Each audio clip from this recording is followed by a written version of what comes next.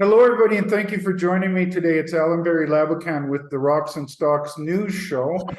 We've got one of our friends to the show in Rob McEwen on today to talk about the recent quarterly report that they put out. I found some very exciting things in there. And one of the reasons that I really like having Rob on our shows is because not only is he a mining company operator, but he's also been a very successful investor in the space.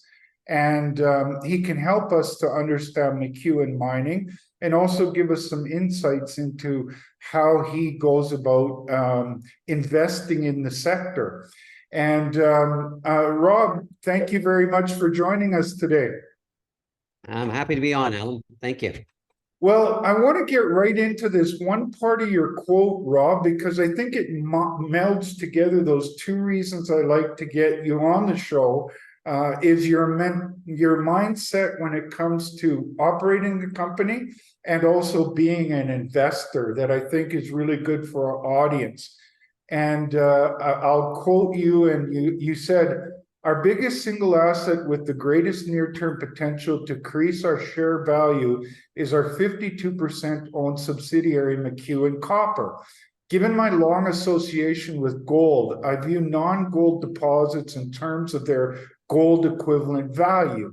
McEwen Copper's most advanced property is its large Las Azules copper project. On June 20th, we published an updated PEA for Las Azules.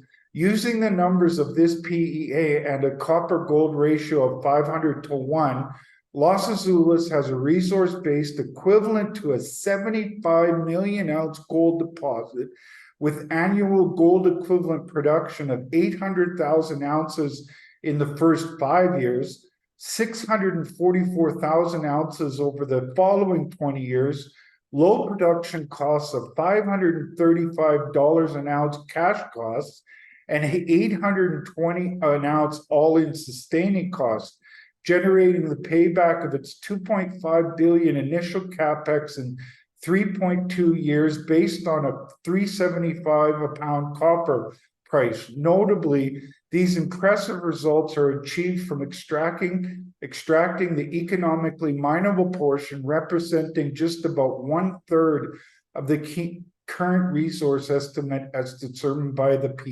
present PEA, end quote.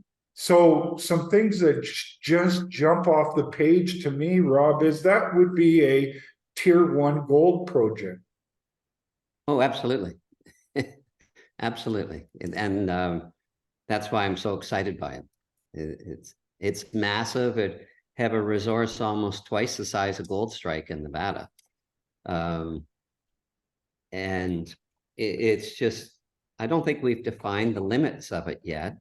And the 1/3 that is envisioned to be mined, that's just looking at, we'll be using a heap leach method to recover the gold in the first 27 years. And we believe there'll probably be other technology coming along that will allow us to get at the other 2/3 of it. So this is very clearly a multi-generational mine, or will be.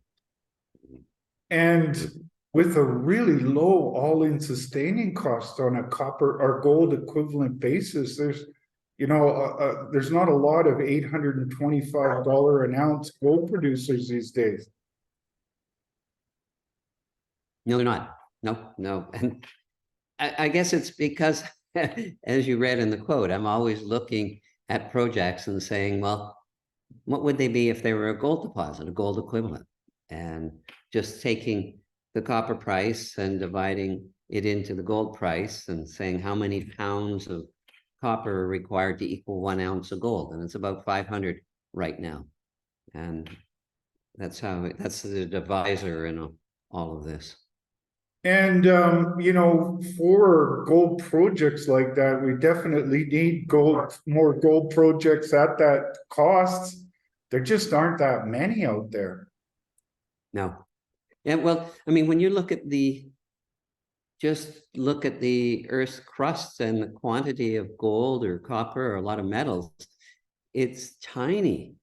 And And then you contrast that to the amount of dollars that have been printed that can be done with a push of a button. You can see how we can run out of metals pretty quickly, or it'll become very expensive to produce them. And that's why these deposits, I think, are going to become more and more valuable, because the world's awash in money right now.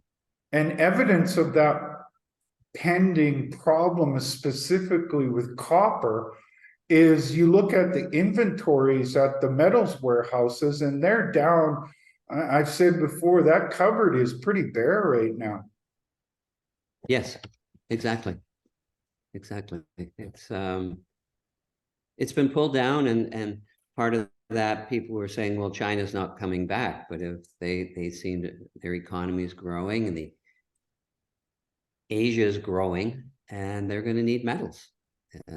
And we're also seeing such a disruption in global trading patterns that everybody's scrambling right now to become self-sufficient.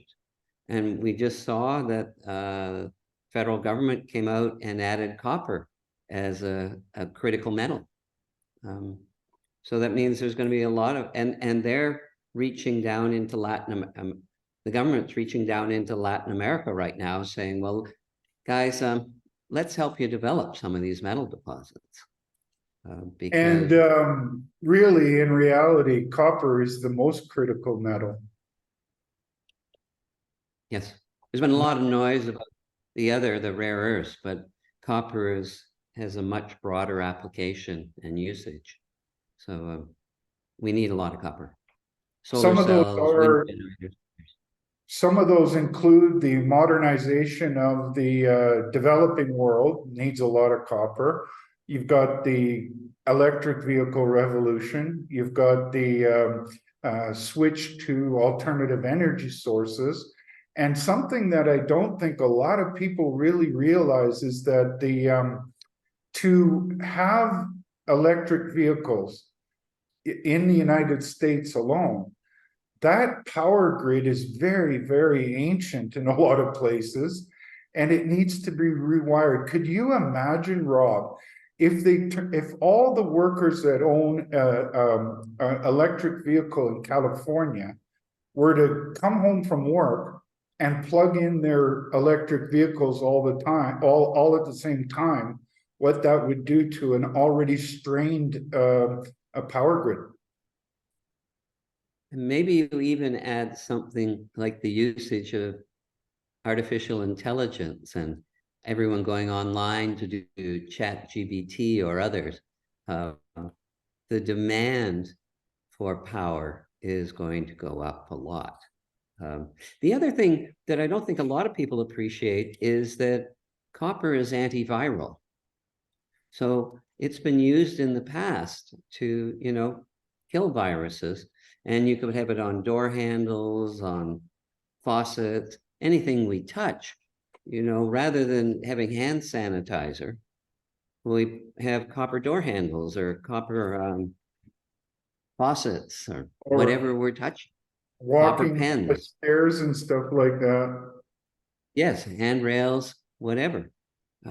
So it has a benefit helping the energy transition, but also there's a healthy component to it that hasn't been fully utilized. Well, I think all of these things combine to make for a very compelling supply and demand story going forward. And you look at the pipeline of projects out there, Rob, and we need a lot more world-class projects with long mine lives and low all-in sustaining costs. And that's exactly what Los Azules is shaping up to be. Yes, exactly. I'll send you our latest pitch book. You can see some of the comparatives to the other undeveloped projects around the world, and we compare very favorably on a cost basis, on a size basis, on an access basis. You're in the top 10 in size and in the lowest quartile in costs.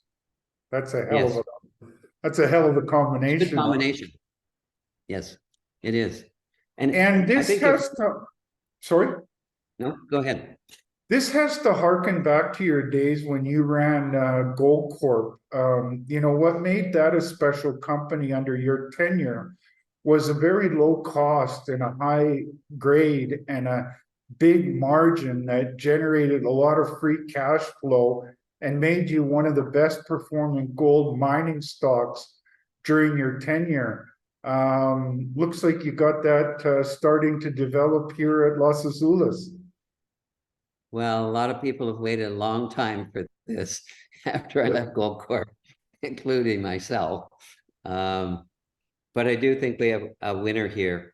And it's interesting, if I look at our stock price, and if you go back a year ago, we were trading around $3, just over $3. And it was probably at a point of the deepest despair. Our operations hadn't been operating well for a couple of years, and people said, well, let's just get rid of this, I think. But we're up 120% in the last year.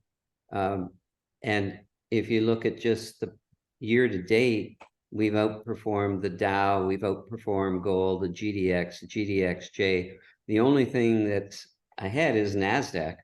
It's about done twice as well as we have, but we're up 17% year to date. And a lot of people just, think back to some comments by Sir John Templeton, who was a legend on Wall Street.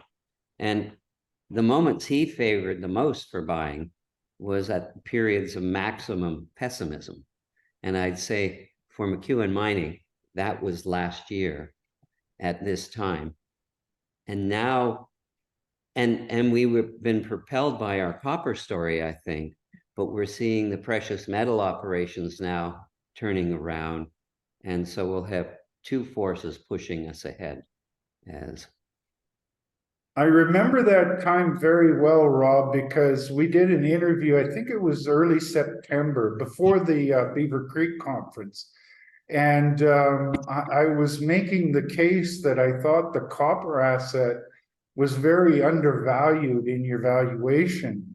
And it has been the springboard to a pretty significant move in Canadian dollars from around $4 to $10. I saw it up quite nicely today. And I still think that there's a hell of a lot of meat on that copper bone. But all that we talked about then was also the efforts you were making to turn around your gold operations. And I think that might be undervalued now. I believe so. We just have to deliver some results. We're seeing the Fox operation, it's turning and generating positive cash flow. We've increased the throughput in the mill, the grade's getting better. We're looking to build a ramp down to develop another deposit there. That'll start later this year. And we can see there's a 9-year life in front of us. And we'll have more illustrations of that in the coming months. In Mexico, we bought a plant very inexpensively, and we'll be constructing it this year. And it won't be large, but it'll be nicely positive cash flow. And then our gold bar operation, which, I don't know, there seem to be all sorts of natural issues there. If you can imagine, I think I mentioned we had a flood in the high desert in Nevada. And the concept of a flood and high desert don't seem to jive. But No. we had to, for a week, we had to go to the operations by boat or helicopter. It just, it was bizarre. Anyhow, we've increased the throughput, the mining rate, the strip ratio has dropped, the grade's going up, and so that should be on a much better footing by the end of the year. We've got lots of cash right now. We reduced our debt by 39%, 40 million, and no, we're in a much better position than a year ago. And something that I don't think a lot of people really appreciate about your gold operations, but the fact that you're putting a lot of money into exploration is quite exciting to me, because I've looked at some of the models and the geology of your deposits, and they've got a lot of unexplored area, especially at depth. You know, this harkens back to really what was a big success for Gold Corp, which was with the drill bit. Yes, and the roots of the system going deep, and just chasing it down. It's within the Dester Porcupine Fault, the Timmins, Rowan, Camp, and most of the deposits there can go down a couple of kilometers, and we aren't even down a kilometer. So where we're going to build the ramp at what we call the Stock Mine, part of the Fox complex, we've been finding gold within 50 feet of surface, right around where we'll be doing the ramp. So it'll help subsidize the cost of the ramp. We'll be able to get into that right away, and it's right beside the mill, so there's no transport, and that's good. And then in Mexico, we were just reclaiming a pregnant pond, part of the heap leach process, and in the bottom of the pond we found carbon that contains about 600 ounces of gold, just in the sludge. So that's helping cover off the construction costs. So Rob, I think that you make the point of Los Azules being a near-term catalyst. I think there's some underappreciated catalysts on your gold operations. And I wanted to ask you, are you watching this situation happening with the BRICS? Probably in about a week or two, they've got a meeting there that some have speculated they're going to maybe come out with an alternative to the US dollar as a world reserve currency. I think that they're going to start doing more transactions in their domestic currencies, and possibly also in gold. Are you watching that situation, and what's your thinking on it, Rob? Well, I have been watching those countries, their central banks buying gold, putting it away. Maybe the first is just as a defense against appreciating fiat currencies that they might have held.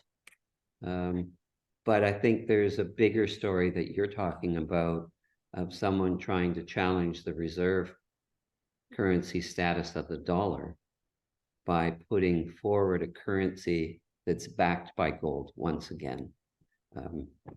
And I don't think it's imminent, but certainly that seems to be, could be one of their strategies. I think it would be a very strong one too. Well, actions speak a lot louder than words, and there's been a lot of words going on around this August 28th, I think, meeting, or 22nd. But one thing is the actions, and as you said, they're buying a lot of gold, those countries. And we're not selling our gold. America's not selling its gold. Yeah. So I think there's a lot of catalysts out there for gold, copper, and McEwan Mining and McEwen Copper. Yes, no, there is. You know, the summer is usually a slower period. A lot of people go away. They're not looking at their portfolios as much. Come September, we've traditionally seen a cyclical uptick in the price of gold. Maybe we'll see it in copper as well. I think in our own situation in McEwen Mining, we've been building a nice base in the $7-8 US range. We've pushed up over 9, but there's a very nice base, a big bottom. So I like the price action there right now. Last time we spoke, Rob, you made the case that this time of the year is very similar to the end of tax loss selling. And in the tax loss selling situation, January, February, often will give you a big bounce, and September is looking like, but this is a time to be finding bargains, and there are some tremendous bargains out there. Yeah, there's some very curious, well, I find intriguing results coming out of some juniors, and the juniors haven't participated that much in the rally that the seniors had, and it's just a depressed area. And maybe for people who like inexpensively priced stocks, this is and with some growth, this is a time to be stocking up. Well, as they say, you want to buy low and sell high. Well, first you have to buy low, not sell low. Yeah. That's right. Absolutely true. Well, Rob, I always appreciate you coming on the show because it gives us good insights into how you run McEwen Mining and the things that are on your mind about that, your company, but also I think it provides a lot of insights that are helpful to my audience of investors. So thank you very much again for giving us some time. You're very welcome. Very welcome. Thank you for your interest. Continuing. All right. All right. Well, I'll close it off, Rob, and we can chat at the other end if you'd like. Absolutely. Well, there you Thanks, go, Allan. folks. McEwen Mining, as Rob mentioned in their news release on their quarterly report, has a pretty exceptional asset in the Los Azules project that is 52% owned by McEwen Mining. The other chunk, the other 48, there's kind of a good mix there between Rob himself and also Stellantis, which is the fourth largest automaker and makes a lot of cars down in Argentina, so they need that copper for their cars. And plus you've got Rio Tinto investing in a significant way, and not just as an investor, but they've got this Newton venture that is looking at proprietary extraction methods that Rob and I have talked in the past about. Maybe that can be applied to help Los Azules produce copper faster and at a lower cost. And as you could hear in his quote, it already is shaping up to be a low-cost producer with a tremendously long mine life. And these are the tier one assets that we need in this world. And a friend of mine gave me good advice one time. He says, focus on what people need, not what they want. The gold copper business needs a Los Azules, and the world of consumers need a Los Azules. So on that note, I'm going to say that you should always do your homework, speak with your financial advisors. I mean these shows to be part of your due diligence, but definitely go and check out McEwen Mining's website. They have a lot of great presentations, a lot of great info in their news. They do a great job of telling their story, and do that homework. And I think you'll find why I'm so bullish on McEwen Mining. On that note, have a great day, and we'll talk to you soon.